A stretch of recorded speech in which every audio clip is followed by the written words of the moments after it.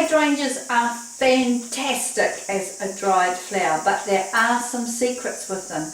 The first one is don't rely on a spring hydrangea to last. It won't last in water for longer than a couple of days. It won't last out of water at all. So you have to be a wee bit patient and wait till late summer. And this is the result. These are late summer hydrangeas. They are sold as antique hydrangeas, and it's because they're old, and because they're old they are tough. They've endured the summer. Now there is something about them. If you buy them, they'll have grown in the shade, there'll be no sunburn on them. You can see it there, they're stunning. But if they have been growing like these in the Floral Design garden, you'll see little bits of brown through them. Now that's sunburn, and it's really, really easy just to pick them off like this. So if you have got homegrown ones, spend a couple of minutes just going through and checking that you have got all of those brown bits off. You've also got to know your hydrangeas. For example, I know this hydrangea will last out of water, and here's how I know. In the last video, I showed you how to use Agapanthus as a mechanic. It was called The Ultimate Guide to Agapanthus, and I used hydrangea florets from two different sorts of hydrangeas, from the one I'm using today and from one that's right beside it in the garden. This one lasted a week, this one has lasted well over a month. This one curled up and died, this one is holding its colour. So you need to know what hydrangeas you have got that will do that. Even if you have to wait a year and just dry them out to see what happens. How do I dry them out? I do absolutely nothing. These ones were picked fresh, glued on there, they're now dry. Alright? So these ones are in water right now. They don't have to be at this stage, but the key is that late summer. A glass, a tall vase, and some rubber bands. Pop the rubber bands over the vase, top. Now with these hydrangeas, I've picked the ones with the longest stalks. I've taken off all of the leaves because I just want the stalks. If there's one leaf left at the top, I've used it as a contrast, but it has to be in good condition. And I am sliding it down through the rubber bands on the outside, and you slide the second rubber band down so it's holding straight up and down. I'm doing that all the way around so I end up with this collar. Can you see how that side's flatter than that side? So that's the side I'm putting against the glass, so because I want them coming out exuberantly. So turn them the way that is going to have the mass of the hydrangea head coming down. If you're buying them from a market, make sure they've got long stems. I want it quite close in to it like that. Two leaves on that one, checking them, they're fine. And that one's slightly taller. It's probably going to take 6 or 8 hydrangeas. What's great about this arrangement, it will last, as you've seen from the proof of that little bouquet I made a month ago. They are going to last in a modern setting without any water at all. Very hot office. This one's destined for a very hot office. So I am going to put a wee dish of water underneath it, just so it will help them as they dry out with these great big heads on it, and to be kinder to the hydrangeas. Once the water has dried up, they should be right. So that one's quite low, so we're getting this lovely mix here. The rim of the vase is disappearing completely. All I need now is this last one here. So that's 5 of them. Down and in. That vase will completely disappear. Somebody walking in, they'll think that those hydrangeas are just sitting there, floating in the air. And this is what makes it so modern. So that's the first part. Part 2. Fabulous, beautiful New Zealand flax. Now this is definitely not an everlasting piece of foliage, but what you're going to do to it will make it so. Now in parts of the world I know this is extremely expensive blades of New Zealand flax, or quite hard to grow, and therefore you bring them indoors in winter. In New Zealand, people who visit here at Flora Design Magazine headquarters, they go, wow, you're so lucky with all your flax. We are. But there is a way that you can make your New Zealand flax blade, when you have bought it or grown it yourself, last forever. And that is what I'm going to show you now. It is commonly called skeletonized flax, and there's huge secrets around it, but it is not a skeletonized process. It's simpler than that. And if you've seen some of my other videos, you'll have seen me do it already. I've picked one of the flax varieties that's got the little bit of colour in it, on the same side of the colour wheel, if not exactly the same match as the little bits on the hydrangea. And I'm not splitting it. I've set up the pasta machine. This is a standard pasta machine you can buy in any shop, second hand or new, and you want to put the handle in this last piece with these fine blades. If you do this, you won't be able to use that one for pasta again, but you'll be able to do these two. And this is all you do. You put the middle of the point in the middle of the cutters and turn. Hold it up and just keep turning. And here it is coming out the other end.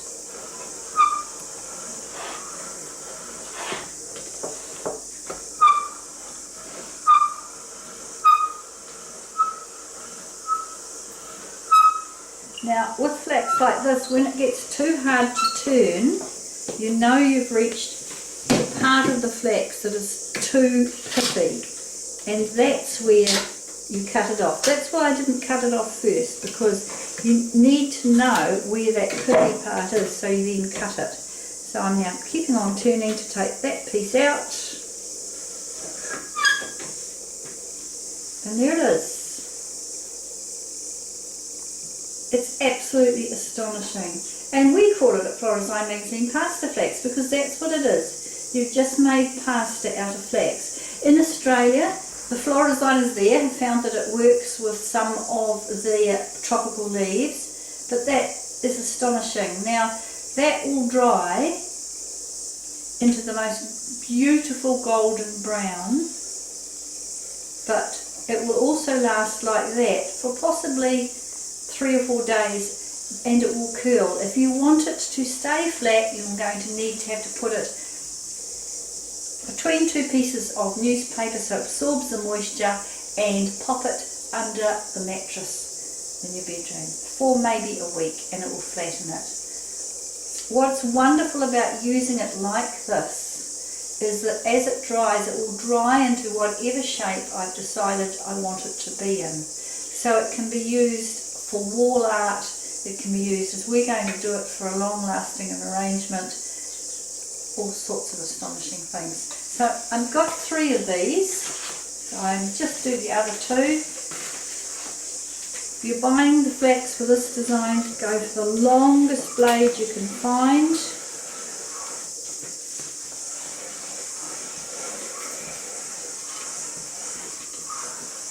And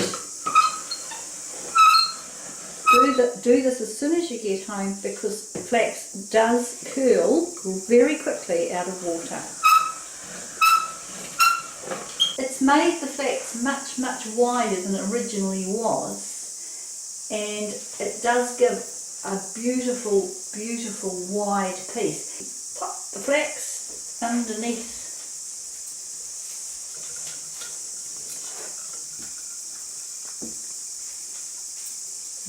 Splaying it out, we're bringing it over the top, and as I'm doing it, I'm just gently pulling it, because I really want it, as it dries, to dry into that shape. With the design that's less ethereal, like for a wall hanging, you can actually pin it where you want it. But for this one, it's just coming down and then I'm popping it between and underneath that top rubber band. So just sheltering, that's the term for it, the hydrangea. But it's also giving it the most beautiful swirl. Keep pulling it out. Very, very fluid right now. And you can see down here, it's already shrunk itself back to its normal width. So this is why you do have to keep pulling it. It's a very hot day here, so this will be drying already.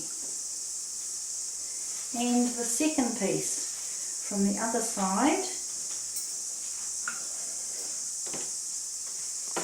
Once again, underneath the rubber bands, on top of the stalk. So it's like this. And this time I'm going to curl it. I'm going to curl it so it comes out as high as I can get it. You'll see what it'll do its own thing. It really, at this point you have to go where the flax wants to take you. You can't fight it, but if I can twist it, I'll be very happy.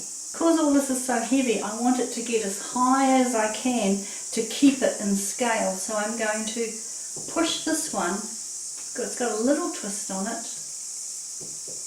down between one of the slits in this. Just using my finger to find a slit. Pushing it down through there. Down through the hydrangea.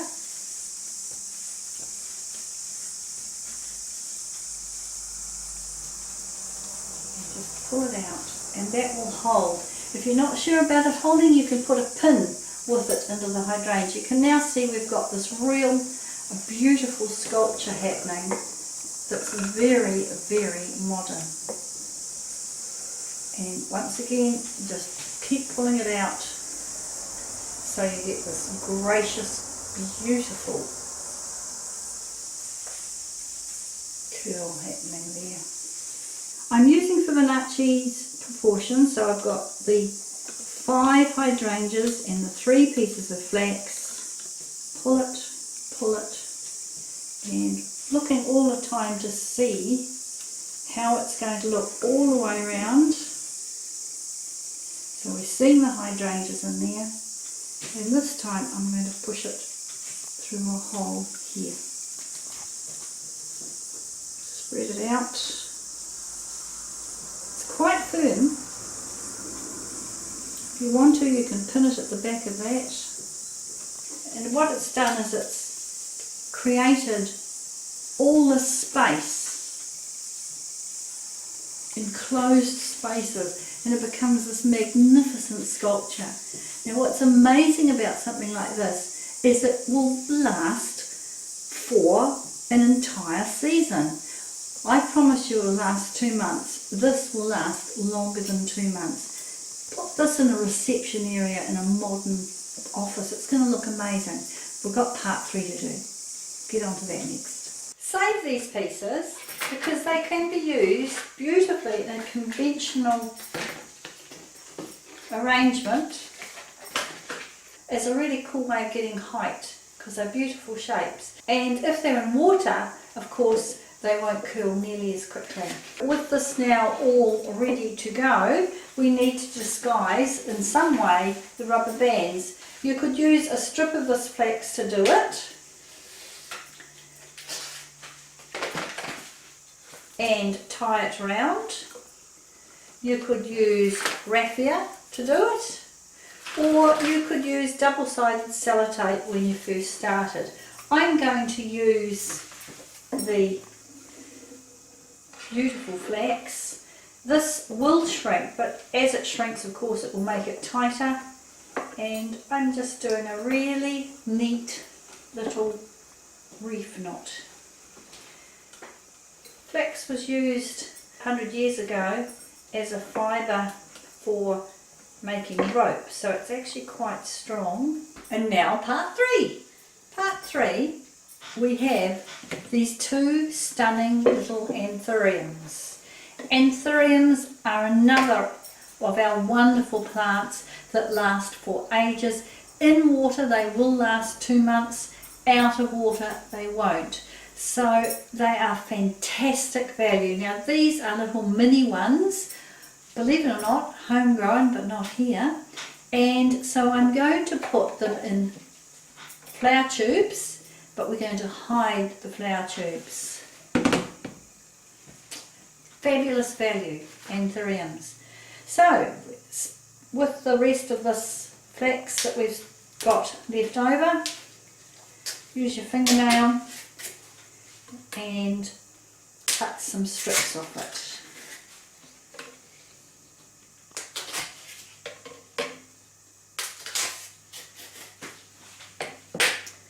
Double-sided sellotape, and run the sellotape from the top. This is a rubber grommet that comes with these flower tubes, and they come, normally if you have ordered anthuriums they will come that way. So run this down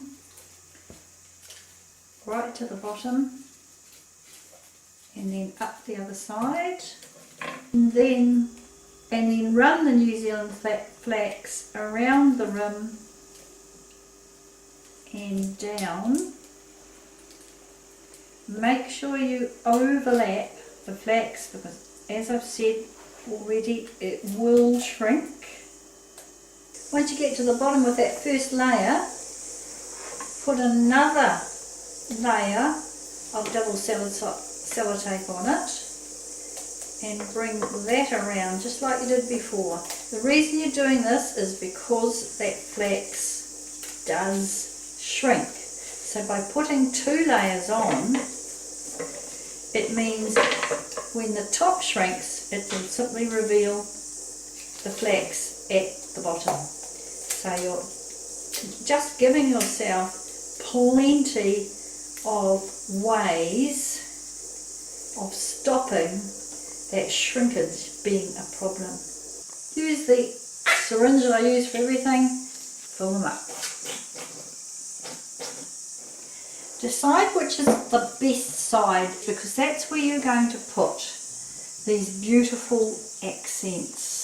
So we take the 2 little anthuriums out of their water, put them into their little nests, and I'm just going to slip them down through the hydrangea.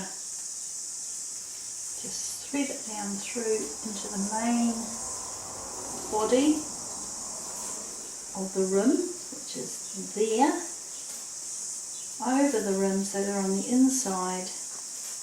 Now this is when you decide how big you want it, how much you want the bottom showing of it, and if you want to tie this to the hydrangea. It's up to you now. If you do it like that, you're going to have plenty of space, and of course it's hiding completely the flower tube underneath. To do that, take just another little piece of your fresh flax, just slip it off here, or use raffia, or use wire. So I'm going around the hydrangea stalk with this wee bit of flax, put it up to where I want it, and which way it's facing. It's always quite important to decide which way you want that piece here to be pointing when you're using anthuriums.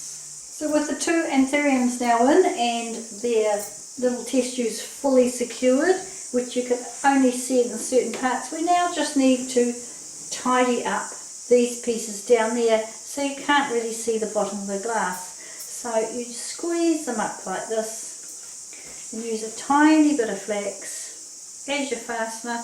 Once again, if you don't want to use flax, you can use wire, something like that, and just tie a wee knot, cut it off neatly,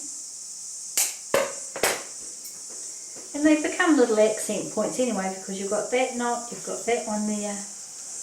I can come around here and do it here. Okay, so I'm using very thin flax. Thin flax is far more supple, so it's easier to tie the knots, doing reef knots, if you're interested in what they are. So that's bringing the knots right the way around, and the last one on this side. So this pasta flax is incredible stuff. It'll be drying already, starting to dry already, and the golden colour it dries to is absolutely beautiful. So by doing like that, these little knots become part of the feature of it. Have a go. Find yourself some New Zealand flax. Find yourself some fantastic hydrangeas, and really surprise the people who come and visit for just how long it lasts. Fabulous for a shop window. With the aid of time travel, it's 3 weeks later, and this is what it's now looking like. And it will look like this now until the anthuriums eventually give up, in which case you can put more anthuriums in. The hydrangeas are completely dry. There's no need for any water under here. This has changed into that beautiful colour, so it's looking more and more like lace. They were very happy to see it change as it dried. It changed so slowly, they weren't really aware of it, but it kept its shape. And these beautiful flax pieces, of course, will now always stay that lovely shape. It's well worth doing, don't you think? I'm going to do something really quite unusual this time. I'm going to work backwards. The reason? This arrangement is 5 weeks old.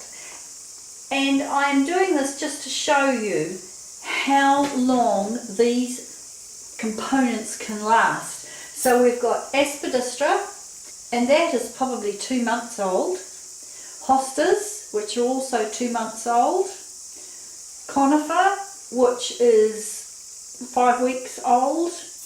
And these are seed heads of alum, which are 3 years old, and they have been sprayed lime green. The other component is birch, and this is 2 years old. So this sort of an arrangement is enormous value. No floral foam inside here, and this beautiful black vase. So let's do it backwards. The last thing I put in were these alum seed heads. 2 at the top and 1 at the side. You can use floral paint for these, but if you want a stronger colour, you just go to your local paint shop, buy your lime green and spray away. You can see they haven't been glued or anything, and that's why all these little pieces here are now falling off.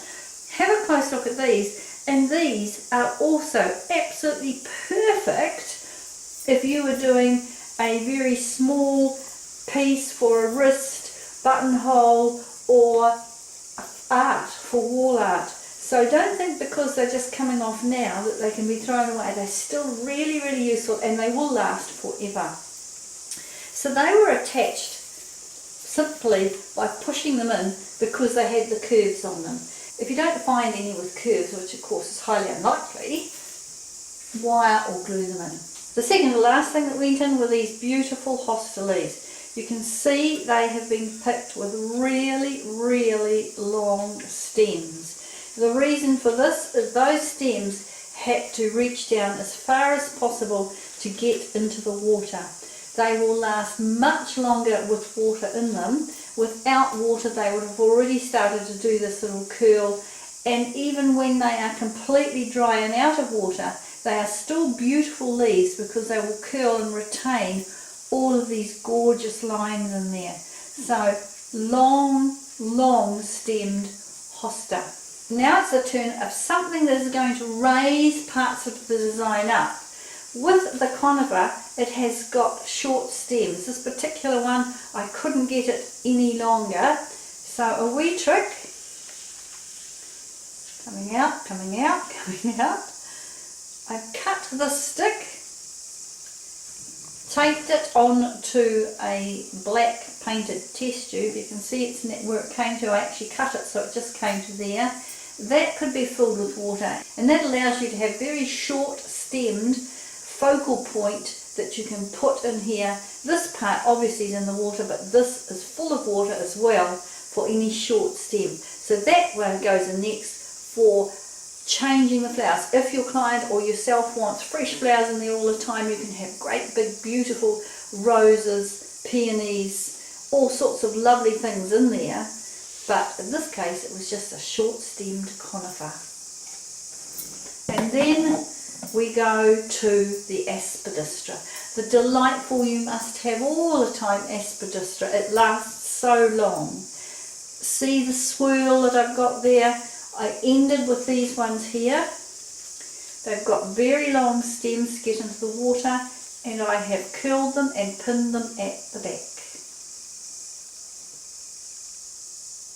I get this lovely loop, but it doesn't go too tall because I want it to be asymmetrical horizontal design, but it does have to have these long stems to get into the water. So we have 1, 2, 3 of these into the middle, and here's your flow for your asymmetrical look going out this way. 1, 2, 3, 4, all long stems, all being pushed through this and into the water. If you don't do it, they will still last a long time without water. We see it will go yellow, and then it will go the most beautiful pale golden brown. They are lovely leaves, whether they are dried or fresh.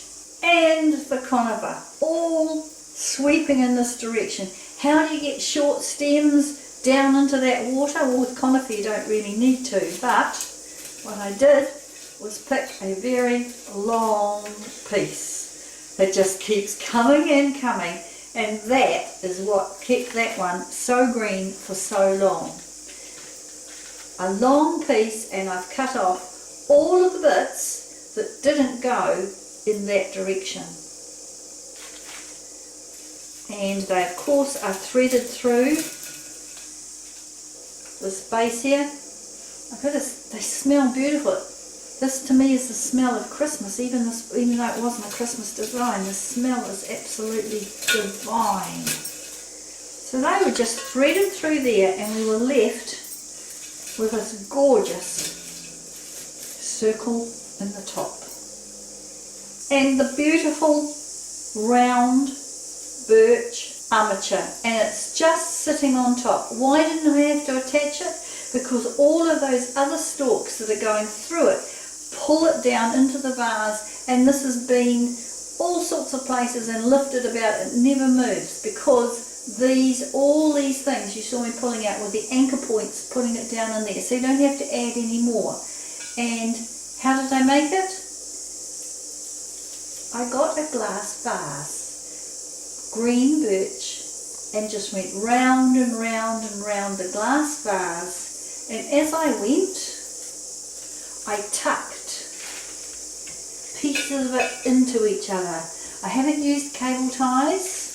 This isn't bought. I have just tucked them all in, and where need be I have added a tiny bit of black wire that has completely vanished so you can't see it. So that this is what we ended up with, and it sits perfectly on the top of there. And this is part of my resource space. I have this sitting on a shelf with several others in different sizes. Somebody wants an arrangement in a hurry, plonk it on, put it on, start adding, boom, you end up with that beautiful arrangement, and it just gives it that extra pizzazz. So now all I have to do to finish it, to start it all off, is tip out the water,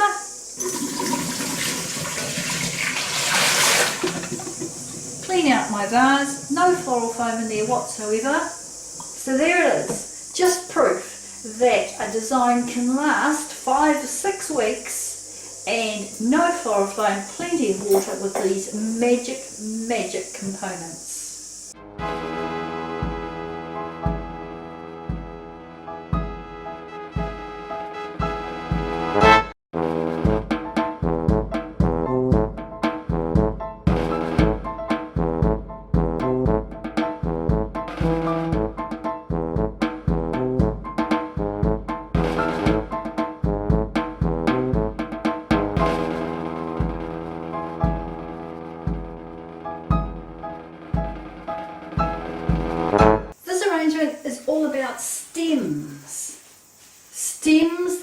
give the contrast.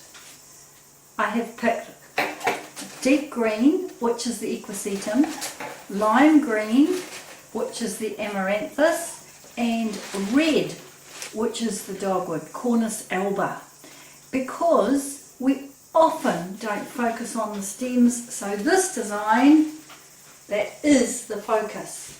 When you are selecting your stems, find 3 contrasting stems as straight as you can get them, and make sure one of them has at the top of it something interesting. I have got the seed heads of the amaranthus as my piece of interest, but you could also have pampas grass at the top, or you could have grass heads at the top. As long as there's one of them has got something interesting at the top, it's going to work really well. You'll also need some raffia or rubber bands, and of course a glass vase. Now I'm going to use it upside down because the glass vase has nothing to do with retaining water. It's all about holding these stems where I want them, and by turning it upside down, none of the litter from the top is going to fall down on the bottom and make it look messy. So the first thing I have to do is take all of these leaves off. Let's just strip all of them off the Cornus alba, or what you're using for one colour. The leaves will not last, they will simply flop. So I have a big job to do there. I have picked 10 of those. The equisetum has no leaves, so that's lovely and easy. And with the amaranthus, I'm going to strip them back, all except that top piece. All stripped naked and ready for the next step. This is where you make your decision. What colour do you want to dominate? Because that is the colour you're going to put on last. Because I have got lime green and it's going to be lovely and bright, I'm going to put that on last, and particularly because I've got one little curly one here. These have all grown out of Florist Zone magazine garden. When you get yours, if you get them from the flower market, they'll be all lovely straight soldiers. They might already be naked. Okay, so these, I've just left the tops on those because I'm not sure how long I want these to be, and I will cut those off later. Rubber band around here, or raffia. I'm going to use raffia because raffia is always trendy and modern, and all I'm doing is tying a reef knot. Reef knot is left over, right and under, right under, over, left and under, and it ties nice and tight. I'm not worried about it being incredibly tight because I'm going to put the stems under them. Now tuck each stem underneath the raffia, so that's why you don't make it tight, or use rubber bands. So you might have 10, you might have 12 of these. Space them very, very evenly. Now the trick, slant each of them on the same angle. Space them as you do it. Nature actually will make a spiral anyway, but you really want to accentuate this spiral. And go around a couple of times so that you've got it in this really exaggerated spiral.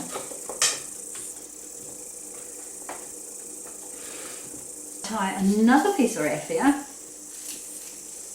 on the outside of the other one, loose, so you can get stems in there,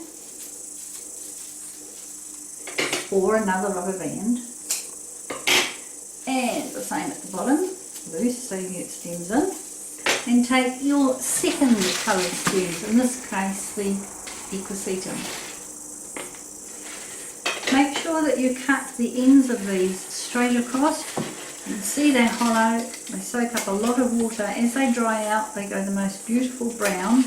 You're going to do exactly the same thing this time, but in the opposite direction. So thread the equisetum down through that second ring, but the other way. Now the dogwood will stay that red colour, and so even as the equisetum turns brown, the dogwood's red brown will still create a lovely contrast.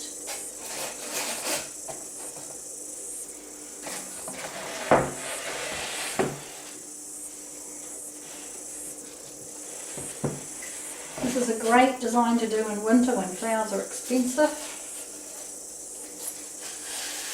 It's a great design to do in summer when somebody's on a low budget. You don't have to have the same number of pieces of equisetum as dogwood. You can have more on the outside. It just creates a different pattern.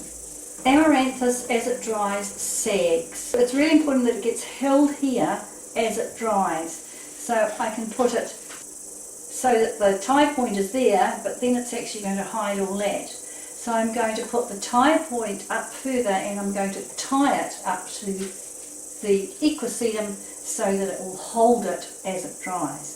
This will dry also into a beautiful golden colour, so that over the course of 4 or 5 months you're going to end up with red, light brown, golden brown, and these will also become a beautiful golden brown. But the process of it drying also, you have these glorious contrasts of colours. And now the last piece of raffia. This one I'm tying further up, loose again. Decision time for you. Do you want to have them going straight to create a contrast, or do you want them back on the angle going this way? Because now you're just creating this glorious pattern. You can do really anything you want. What am I going to do? I think I'm going to go at the stems between the red. So I've got now depth, because you're looking through the green to the dark green to the red. So I'm going to have them going this way again, and making sure they're going down between those red pieces. Having it higher. These are much heavier, of course, with those pieces on them. And now I'm also going to tie that up here where it's falling, where it's crossing there. That's where it wants to sit. And I'm tying it where the 3 of them meet with a very neat little knot. Now you can cut it off, and these become little accents around the rim. And another neat little knot.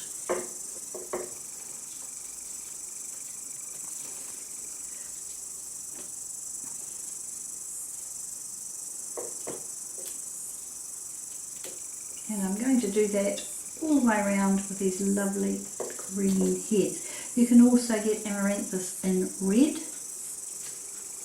and they would look just as stunning.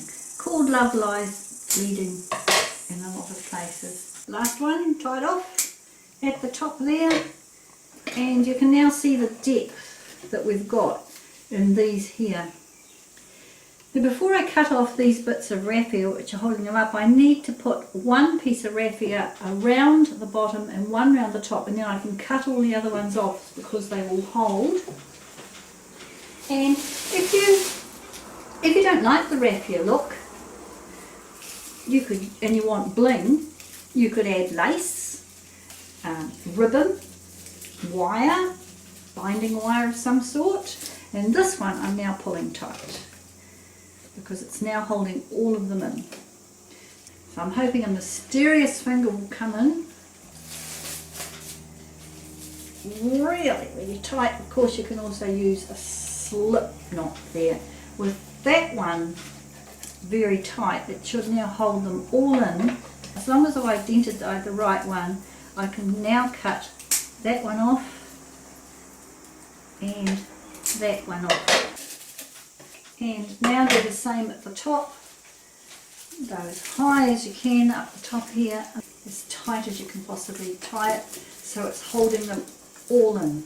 So when that's lovely and secure, I can also cut off these ones that were holding those ones in place to start with. These little ties here, if you don't like them, you can make them another colour, or you can accentuate them with red or lime green, but they will disappear as this arrangement dries. And these leaves at the top now have to come off. All these leaves here, Unless this arrangement you only want to last a day or two, it's fine. But if you want it to last the 2 months that I promised, you definitely need to cut all of these ones off. And without these leaves on, it's going to reveal more of this top piece. That is your basic construction. That will last for several months. I'm just going to lift it onto this glass dish. Make sure all of the stalks are down in the dish, and that makes it easy to carry, but it also means when you arrive wherever its destination is, you can also put a wee bit of water in there so it will last even longer. I'll just turn that around so you can see it all like that. But if you like it all more lush in the middle, you can now add other long-lasting pieces of plant material. I've got here 2 anthuriums, I've got 4 actually. I have covered a glass tube with a piece of aspidistra. Another one here, this is a plastic one, just what I had, underneath the raffia. And so it sits and almost is hidden by the undergrowth, and fill it up with water. And this is what you can do if you want to add things. By adding the aspidistra, it will last 3 weeks with aspidistra and water. It won't last that long in floral foam. But this is how you can add all sorts of things in here if you like the technique, but you don't need it to last as long, so that you have places to put your other plant material. And of course, because I use the aspidistra with its stalk, it's tucked in down here. The stalk goes right down through here, so it's all tucked in with this raffia as well, just as this one here is. So I'll have some more of these lovely ones. These are indoor pot plants from a friend's place, so they could have been bigger if I had bought them, but the test tubes can come down, and it's suddenly acquiring this beautiful tropical look. A lovely design, no floral foam, long lasting. If you want it to last longer than a fortnight, you're going to have to take off these little tiny green leaves here, and it will then last for as long as the anthuriums, but even then it will last longer, because once the anthuriums are gone you can put more anthuriums in, so it will last a couple of months. And this base, of course, will last indefinitely until you're sick of it. Have a go, try the technique, try the construction, and make it your own, because every type of plant material you use will make it look incredibly different.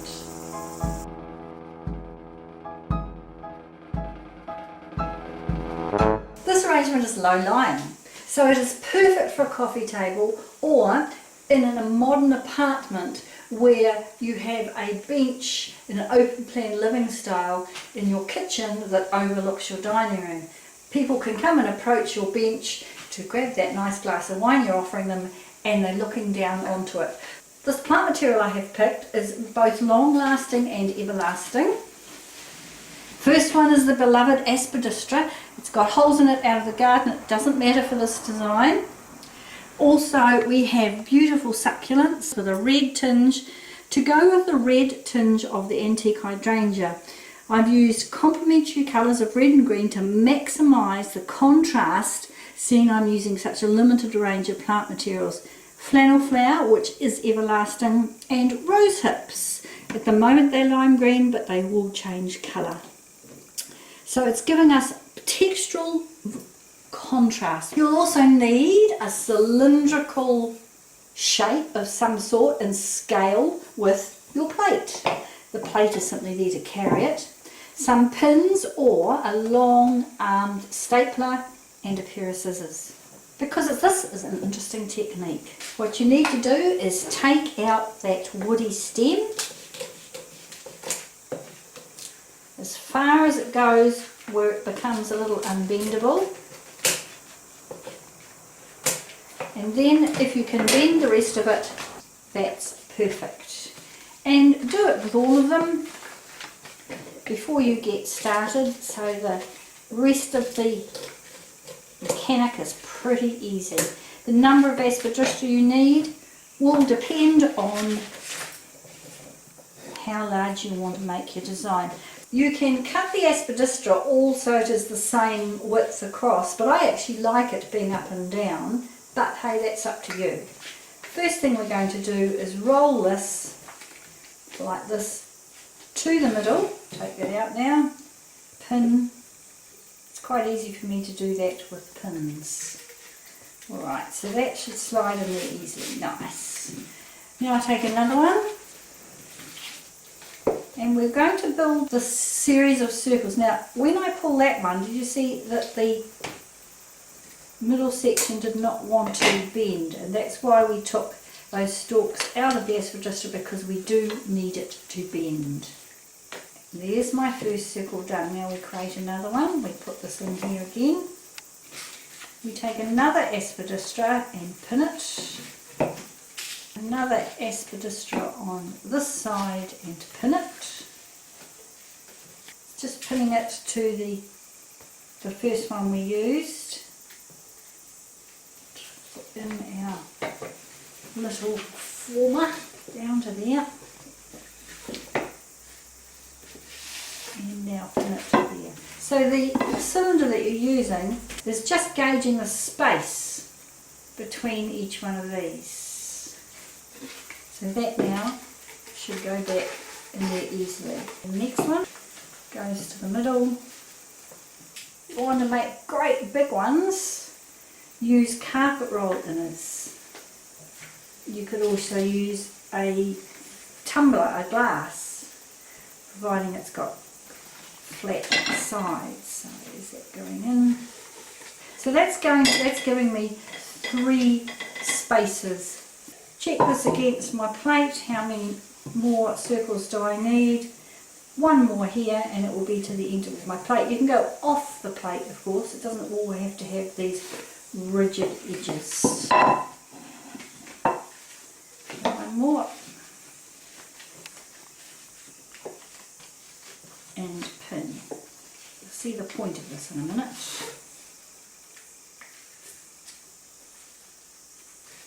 So that's now going to give me 4 holes. As I'm putting them around my little cylinder here, I'm trying to make the leaves so they actually go around both sides evenly. Also, I'm trying to have one edge as level as I can horizontally, whereas with the other one it doesn't matter. This one obviously is going to be on the plate.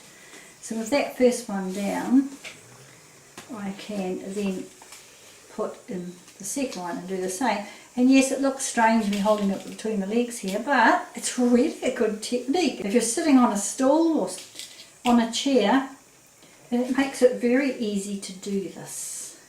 And I have got here some old manila folders, red and brown. The reason I've chosen brown is the aspidistra will go brown over a couple of months, and so this will become part of it if you want to have it everlasting. Cut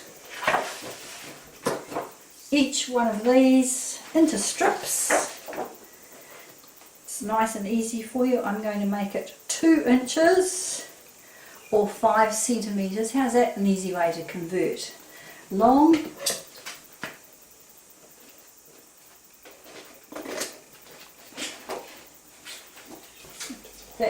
This is all you need for one, so it's not going to take much of it.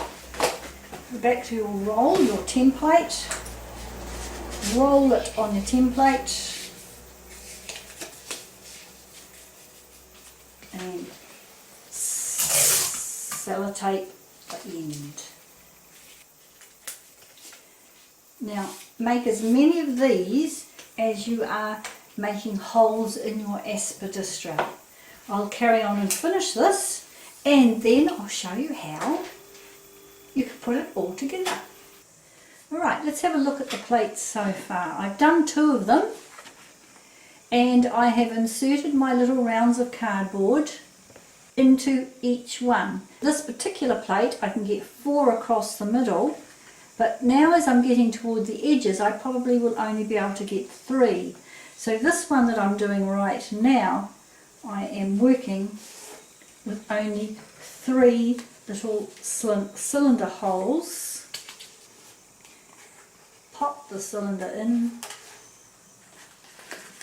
turn it round, it makes it easier to get in, and to as close to the bottom as I can. I'm being quite random about whether I pick brown or red ones. I've only used 2 manila folders to do this, so it's very economical. And of course, if you've got flower boxes around, you can use the flower boxes for this, but this manila cardboard is just about the right flexibility to get them in. There are all the tubes all finished. We can see where the aspidistra was wider, it's going up and it's going down and it's floating out both ends. This side I added 2 extra, this side I added 1. You can see where I randomly just added the red tubes. They're creating a nice random pattern in there. It's still fairly loose, it will move, and so now once again with your long arm stapler or with pins, and of course you can use coloured pins at this point because it's going to be at the top. This is one line, this is one line, so just add pins to secure in some part that's appropriate the 2 lines, and this will hold it all together. Go through the cardboard if you need to, but it really is just securing these so that when you lift it out it's not going to all fly off. With all that done and all that, I'm feeling that more secure, we can add the part material. No water needed, hence what we picked and why we picked it. So it's all about contrast. So I'm going to take just one of these and pop it in so it sits. Immediately it's interesting. I've tried the picked ones that would be about the right size. 3 of them, just putting them random. Immediately interesting. Then I will go to my rose hips. Now with the rose hips, make a little posy of them because you want them all together to form this tight little group. Cut off the ends. You can put a rubber band around them if you choose and put them all in and pop it in this one all together. Seeing the contrast starting to form. Now I'll do the same with the flower. Pick 4 or 5 heads.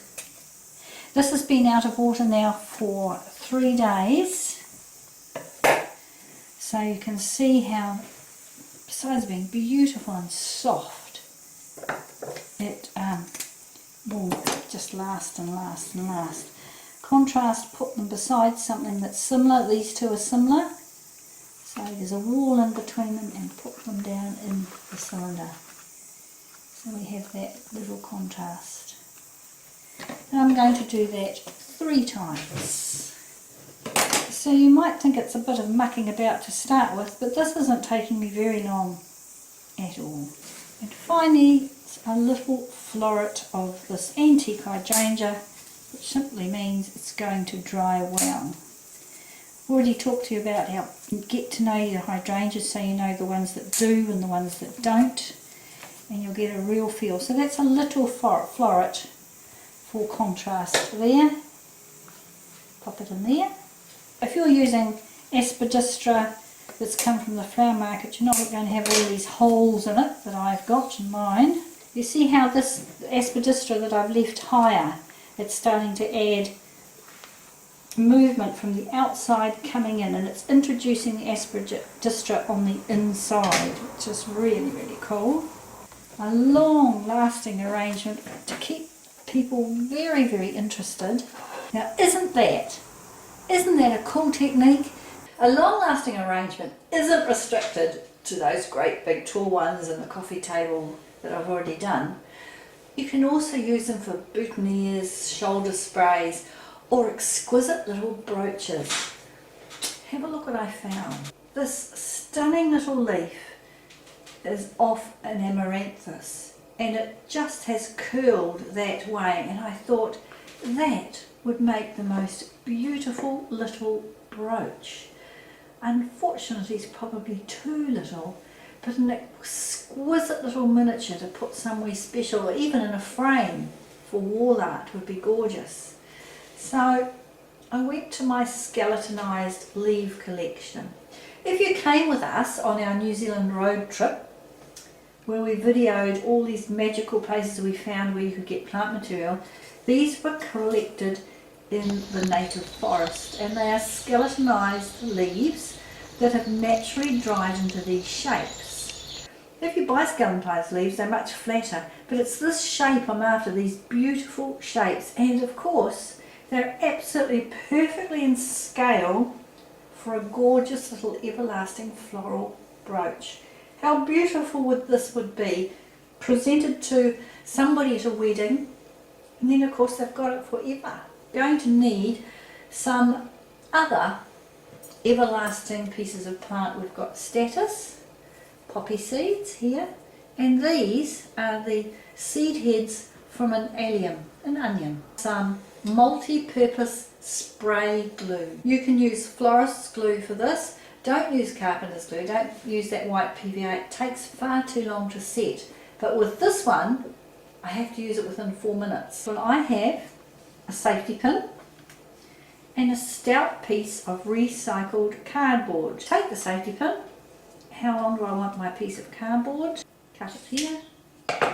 And that is just to hold the safety pin on, and also so it will be on the back of this, so the safety pin goes onto the person's dress. Move it away from that part of the paper towel so it doesn't stick on there. Now you're supposed to leave this particular brand for a minute before you stick it on, so I was perhaps a little bit premature. After a minute it will stick. While that's drying, I have these 2 poppy seeds. That one you can see is far too big and out of scale, so I'm only going to use the small one, and we don't want to put it, I want to tuck it out there, so we'll cut it here. So when you're looking for your plant material, look for things that are in scale, that will actually work in colour, texture, contrast, all those things we talk about all the time in design. The statice. Now this statice is a year old. You notice how it's so wonderful, it just doesn't lose its colour. So when I come to, I'm going to pop a line of these down here. It's just a practice run. Do this so that you know everything's ready to go when you start. I'm just going to trim some of this cardboard off that we don't need here. Still quite tacky. And now, because I've decided where my plant material is going to go, I know where the back is going to be. And back to my glue, a piece of paper.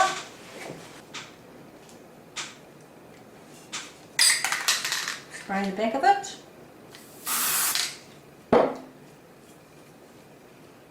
Take it off with the glue spot. And now I'm putting it on to the back. And once again, wait till it's truly set before I carry on. Another 4 minutes is up, and there it is, all connected onto the back, as firm can be. And this is why I use spray glue. It is so good. Can you see how part of that wee poppy seed is actually sitting on the surface and part of it isn't? So it's only this bit here that will actually attach, and the top piece. There's no point trying to put glue on that piece there. So, the risk of getting sprayy fingers, lift it up, a little bit of spray there, hold it in the middle, fingers out of the way, and a little bit of spray there and leave that piece. Okay, and then I'm going to spray just the back of that one. Don't have to be in too much of a hurry. 4 minutes is a long time when you've only got a little bit of plant material to do. Pieces, don't do this in an exposed space. This glue will give you a little high for the day if you suck up too much of it. Right, I'm going to turn this towards me. This is the bit that I glued on this side here. Tuck that in there first, and then tuck these in just exactly as I had organised to start with. Now once again I'm going to leave that to set for a little while before I add those alum seeds on the top. So now that's all well stuck down and very, very secure. And I hope it's opening up all sorts of ideas and possibilities for you. So for my second layer, I am going to spray all over that status. What's wonderful about this, you see how naturally it's sitting where it wants to go. Now I'm just going to pop these on the top. And then because I'm now doing my third layer, a bit more, that are going to be treasured. And of course, because you're unique in how you design things and what you can find in your area, everyone is going to be unique and very, very special to the style you use for arranging. And remember that lovely little leaf that I started this section with? I have found a role for it after all. I couldn't not really, is it English? I'm going to press it down there. Have fun with it. That is a cool thing to do if you can think tiny.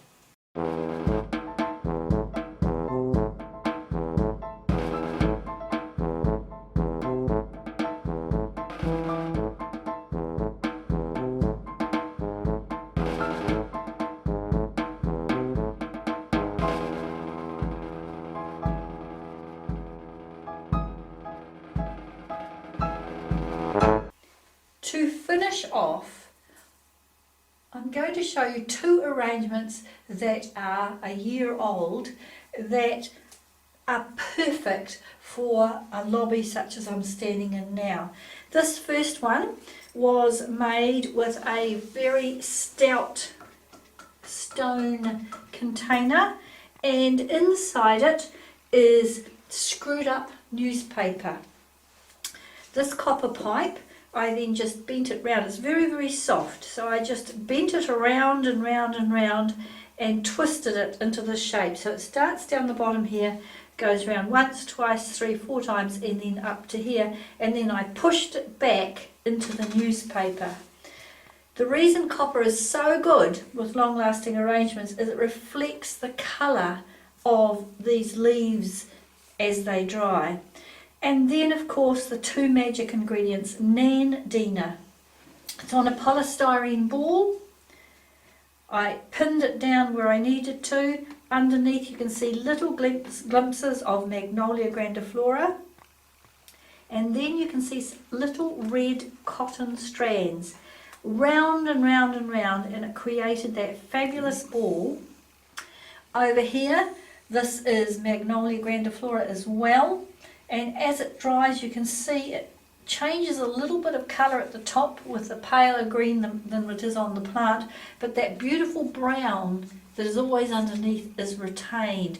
Stunning for these long-lasting designs. And the Nandina itself, straight off the plant, pushed down into the newspaper, and there it is, still surviving. So this is a very, very good example, adding a few sticks for height, of what you can do with real plant material for a long-lasting, everlasting design I've got one more to show you, come with me. And this dory, just as old. Let's have a look and see how I did it on the back. This was made for one of the other videos we have available. It is 2 copper rings and all these little bits of rolled up gum bark, which is another fantastic resource, have been glued around those copper rings. You can also see tiny wee bits of copper wire, it's almost disappeared, that I wound around each one, and of course there's the glue. It's hung up with fishing line by the way, which is wonderful. Onto that I have put this lovely hessian, which I have just looped all the way around here and tied it back onto that frame. Poppy seeds, skeletonized leaves, camellia leaves, any leaf would do in there, and the flannel plant with a little bit of ribbon. This has been outside under the eaves for over a year, and it's just another example. So I hope that this video has shown you all sorts of things you can use for long-lasting arrangements, all sorts of techniques you can use, and will get you fired up so we can be using no floral foam, real plant material, no plastic flowers, and making it real.